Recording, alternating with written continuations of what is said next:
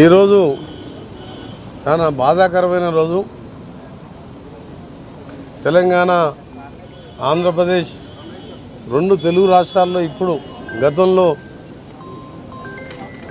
ఉమ్మడి ఆంధ్రప్రదేశ్లో ఎన్ఎస్వై యూత్ కాంగ్రెస్ నాయకునిగా ప్రజల మధ్యలో ఉంటూ పార్టీకి సేవ చేస్తూ ఒకవైపు మంత్రిగా ప్రజలకు సేవ చేస్తూ 2 సార్లు పిసిసి ప్రెసిడెంట్గా ఆ రోజు ఆనాడు ముఖ్యమంత్రి రాజశేఖర రెడ్డి గారితో కలిపి పోరాటాలు చేసి కాంగ్రెస్ పార్టీ అధికారంలో తేవడానికి కృషి చేసిన మహానాయకుడు. బడుగు బలహీన వర్గాల ఆశాజ్యోతే కాదు, అన్ని వర్గాల ప్రజలకు నాలాంటి వారికి ఎన్ఎస్వై యూత్ కాంగ్రెస్లో ఉన్నప్పుడు ప్రోత్సాహాన్ని ఇచ్చి నాలాంటి ఎంతోమందిని ఎమ్మెల్యేలు ఎంపీలు కావడానికి అందరికి కూడా మాకు ఆశీర్వదించి మేము ఈ స్థాయిలో ఉన్నామంటే అందుకు ముఖ్య కారణం అందులో ఒకరు డి శ్రీనివాస్ గారు. మధ్యలో కొద్ది కాలం వేరే పార్టీకి పోయినా మళ్ళా కాంగ్రెస్ పార్టీలోకి రావడం. ఆయన కాంగ్రెస్ అంటేనే ప్రాణం. కానీ కొన్ని పరిస్థితుల కారణంగా పార్టీ మారినా ఎప్పుడు కూడా కాంగ్రెస్ పార్టీని దూషించలేదు.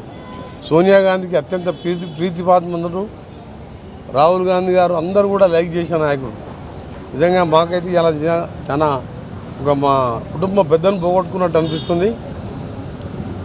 ఈరోజు మరొకసారి మా కాంగ్రెస్ పార్టీ పక్షాన, మా కాంగ్రెస్ ప్రభుత్వం పక్షాన, తెలంగాణ కాంగ్రెస్ ప్రభుత్వం పక్షాన, నా పక్షాన ప్రగాఢ సానుభూతి తెలియజేసుకుంటూ వారి ఆత్మకు శాంతి కలగాలని భగవంతుని ప్రార్థిస్తూ వారి కుటుంబ సభ్యులకు ధైర్యాన్ని ఇవ్వాలని, మరీ ముఖ్యంగా వాళ్ళ సతీమణి ఎప్పుడు కూడా వెన్నంటి ఉండేవారు.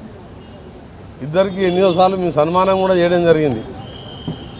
వాళ్ళ సతీమణికి ధైర్యాన్ని ఇవ్వాలని కూడా భగవంతుని ప్రార్థిస్తూ తప్పకుండా కాంగ్రెస్ పార్టీకి ఈరోజు డి శ్రీనివాస్ గారిని ఆయన చేసిన సేవలు ఎప్పటికీ కూడా మర్చిపోలేదు.